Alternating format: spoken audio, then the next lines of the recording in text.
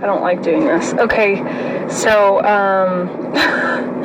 I can't record and then post because my phone is being a jerk, so I'm just gonna do it like this because I can't do it how I want to do it. Okay, it's not about me. Anyways, so, I just want to let y'all know that I feel really good after doing these videos, so I'm going to keep doing them. I just want to tell y'all all about Jesus, okay? But anywho, I'm going to tell y'all this little story really quick. Kind of embarrassing, but I had wrote Sadie Robertson Huff a letter because I have been watching her videos like 3 times a day for a couple months, and I'm just obsessed. Not with her, but just with her wisdom, and I can't get enough of it. Anyways, I wrote her a letter, and I was just talking about how I just moved here from Texas, and I don't have any friends here, and I feel so good, I feel so free, and I don't have to worry about nobody because I only got me and my fam and all this good stuff. And I was saying how much it was helping me in my walk with God and stuff like that. And then Nola went to go check the P.O. box the other day and brought home the letter that I wrote, and it said, "Return to sender, wrong address." And I'm like, excuse me, I looked that address up so I could send it to like her, I guess her fan mail or her business, or I don't know. I do remember. It was the her business or whatever. I was just trying to send a letter. Maybe it would get to her because I really want to be her friend. Anywho, embarrassing stuff. But I'm like, what? And Nolan was like, she said, wrong address, return to sender. And I'm like, wow, rude. Nolan, not her. But anyways, I'm sitting there at work, and and I'm like, that was God for sure sending that back to me. He's like, girl, you're wrong, first of all. It's not okay to be alone. He didn't make us to be alone, so I was totally wrong in thinking that was helping my walk with God. And yeah, so in him sending that letter back, kind of opened my eyes to who I really am, honestly, because I get anxious and stuff like that talking to people sometimes, and that's not me. That's not me. That's not my personality. I mean, I have been like that my whole life, acting that way, but that's through anxiety and fear. But do I want that to be a part of who I am? No, that's not who I want to be. That's not who I want to be at all. I actually really love people. I like having relationships with people. I love meeting different kinds of people. There's funny people, there's people who've been through so much, there's people who just are so happy all the time, who I just like learning about like what makes you happy, like why, like what do you like to do for fun? Like some people like hiking and doing like active things. Some people might like studying plants, or some people might like read 40 billion books at one time, and some people may just love music and just love the art of it. But I just love people and getting to know different kinds of people, because it's like looking at God's artwork. It's so authentic. Everyone's different. No one is the same at all, and He made us that way. But yeah, just in that, like, realizing That's not me. I don't want to be alone. I don't want to not have friends, which I've been telling myself this like for so long, like, you know, I don't like people. I want my circle to be really small, and, you know, just in realizing that like a few minutes ago at work, I had some people coming in to pay rent and stuff like that, and I was like, you know what, I'm just going to spark up conversations with each one of these people, and I don't know, I just, you know, doing that, I could have made one of them people's day like so much better just because I sparked a conversation with them and wanted to know, like this guy came in and he's like, I could tell he's like more of a wanting to talk kind of person. He's like, how are you today? Like real loud, and I'm like, oh, I'm good, how are you? And then he's like, yeah, I'm good, I'm just, you know, my day's just started and all this, and I'm like, do you drink coffee? Because I don't know about y'all, but when I drink coffee in the morning, that first drink, that first cup, it's like it hits so good. You're like, yes, that's gonna be the beginning to my day right there. I don't know, if you don't drink coffee, you might not know what I'm talking about, but I drink coffee all day long. It is a problem.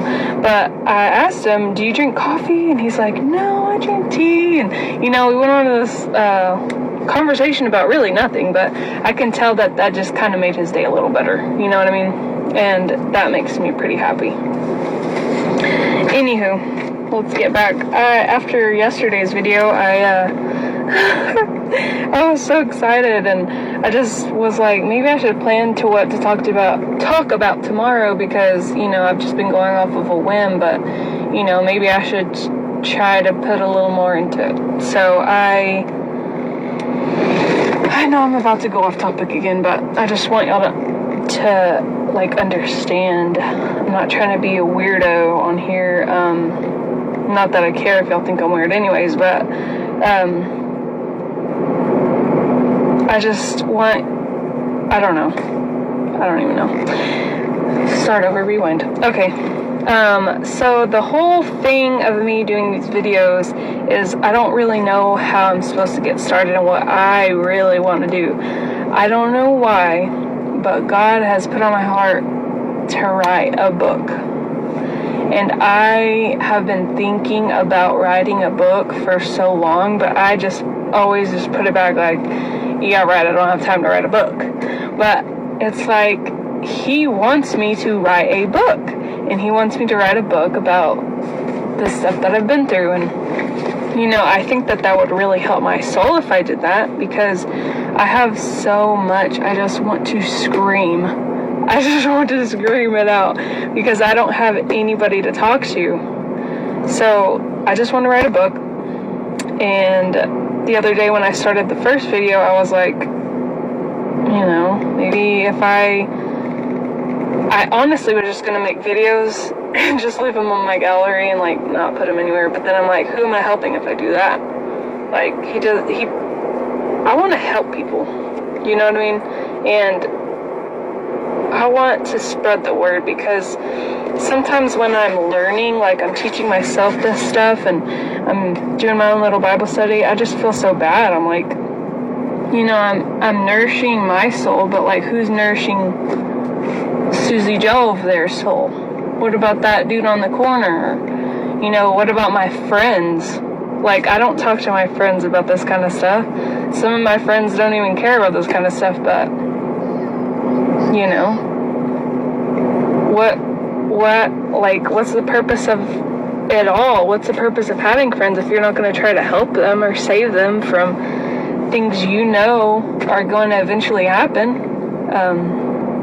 So, yeah, that's how I started doing that, because I wanted to kind of get a feel for this kind of stuff. But anywho, I like writing. That was my favorite subject in school. It was writing. I know people that know me are probably like, what the heck? I didn't know that. I wouldn't have thought of that about you. But yeah, it was my favorite. Like, I loved like when the teacher would be like, I want you to write about this, or I want you to write about that. I was just always so not like perfect at it, but like I always had stuff in my head that I could just put on paper and be done with it, and everybody else would be struggling. And I'm not saying I'm the best at it, but I was just so good at it. And I wasn't good at a lot of stuff in school, so I really liked writing. It was fun and releasing. But I wrote this, and I wanted to read it to y'all. I'm not sure if it's a poem or what it is, but anyhow, I'm gonna start.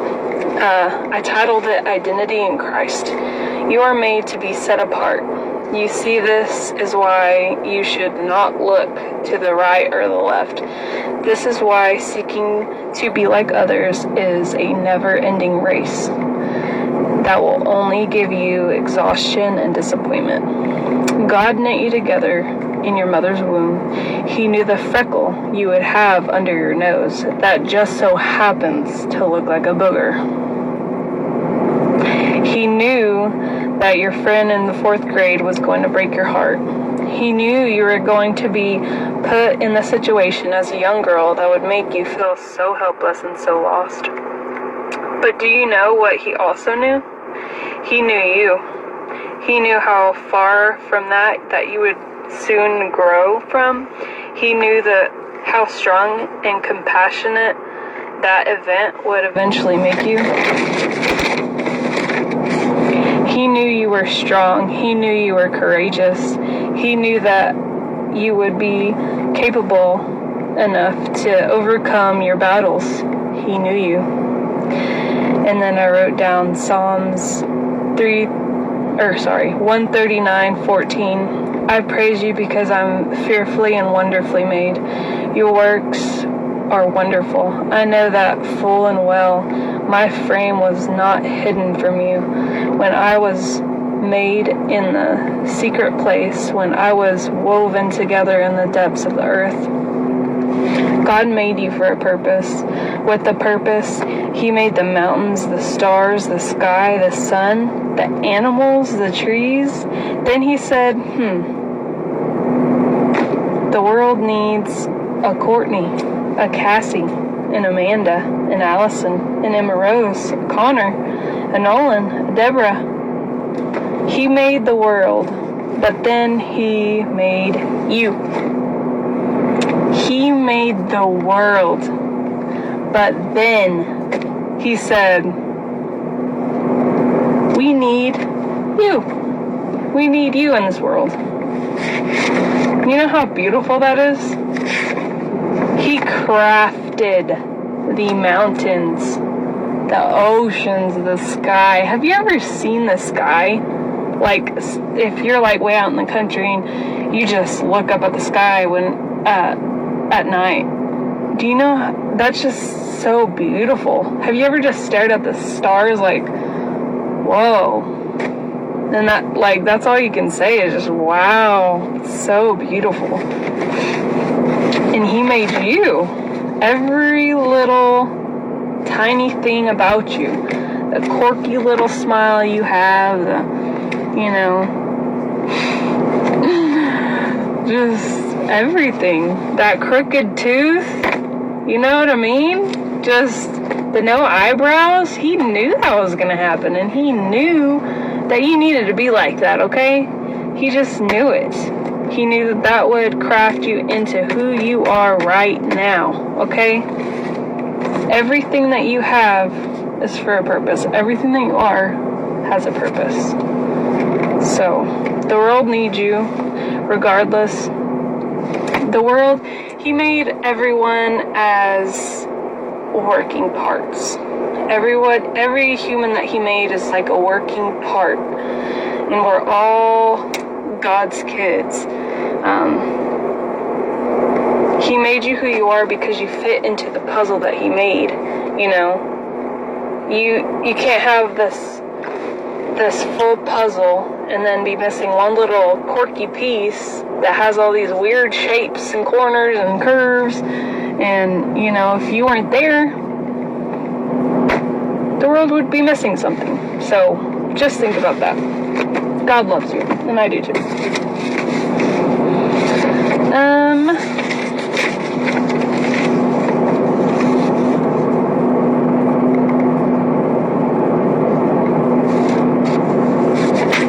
wrote down some verses, but I don't know what I was thinking because this is a lot, but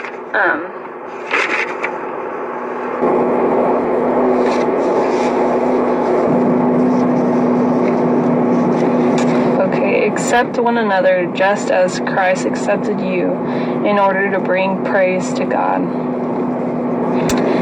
Did you know that He wants you to treat others as Jesus would treat you? Do you know how good that is? Just probably like a few weeks ago, I had someone come in and like scream at me. It was because he got some kind of a notice or something. I don't know. He's just screaming and screaming. I just sat back and I'm like, you know, you have options when that kind of thing happens. You could be like, bruh, you better back up. Or you could be like, just listen. And it's kind of hard for me sometimes, but I've been doing a little better at it. He's just screaming at me, you know, telling me this and that and all this stuff. So I just decided to sit back and listen, and I was listening to him, and I'm like, you know, I don't know what he's going through. I shouldn't just automatically, you know, start yelling at him back. So I kind of just sat there and listened to him, and when he kind of slowed down and started calming down and finished, I was like, you know, I'm sorry about that, and I'm sorry that, you know, that came out that way. I don't want you to feel like that. And you know how quickly he just calmed down, like nothing ever happened? And then he apologized to me too. You know, I don't know. Maybe he doesn't have anybody to listen to him. You know, you got to think about things like that. I know it's really hard, especially when you're just so used to like coming back at people. Believe me, some of you worked with me at Shalachki's. That was not a good side of me. But yeah, you just can't be like that. Nope. So that was Romans 15:7. So just treat others how you want to be, treat others how you want to be treated, but treat others as Jesus would have treated you. And watch how the people around you will change and how you will change. It feels really good. Okay. You did not choose me, but I chose you and appointed you so that you might go and bear fruit that will last, and so that whatever you ask in my name, the Father will give you. John 15:16. It's just beautiful. You did not choose me, but I chose you. You could take that in a lot of different ways. So beautiful. Is it not just so beautiful that God left us a book filled with stories and poetry? It's just beautiful. Just beautiful. I mean, beautiful. Whoever's watching, I see that there's a view on here. I just want you to know, I didn't want to go live. My phone doesn't have enough space, so I couldn't record and then post it. I'm not trying to be annoying and go live, okay? Not that anybody that goes live is annoying. I don't want to do that. I don't want people watching me, even though I post videos or whatever, but yeah. Anyways, I started making the video and then it like timed out at like 5 minutes. So I was like going into it hot and heavy, all this, and then it like stops. I'm like, ugh, I have to do this again. So I don't remember like the first part of what I said, but I don't know. Yes, I do remember. Okay, so I made 2 videos pretty recently, yesterday and the day before, and I looked really sad. I rewatched them. I don't want y'all to think that I'm sad. I am happy. I am so happy. And then after I made that video yesterday, I just got so much joy. I just feel like I'm walking in the right steps. God's finally like, okay, girl, now you finally hear me. after you've been begging for me to say something to you when I've been talking to you this whole time. I feel like that's what God's saying. But, yeah, I just feel so good. I just feel like I may be helping some people, so I'm gonna keep doing this. I'm sorry that I'm not a professional, but like I said, just send me a message if you want to talk, or if you don't have anybody to talk to about this kind of stuff, because I completely understand. I don't have anybody that I can just be like, hey girl, I just read this verse and I want to know what you think about it, you know? I don't have people like that. So if you would like someone like that, then totally reach out, because I love talking about Jesus, and I think that's why I get sad sometimes, is because I just want to talk about him all the time, and I just want to learn so much about him, and I just want to read my Bible, like, from when I wake up till when I go to sleep, because I'm just obsessed, and I'm obsessed with Christian music. And I had just posted on Facebook, actually, a little bit ago, that song by Mosaic MSC, I think. Beautiful music. But I had said that I would listen to like some disgusting music. I'm sorry if you listen to music like that now, but I just can't handle it anymore, because after you kind of start changing your life and you're following God, the stuff that you used to do, your eyes kind of open, and the light turns on, and you kind of see like, ooh, what am I doing? This is not good, you know? I shouldn't be doing this. It just doesn't feel right. You feel kind of like dirty-ish. I don't know.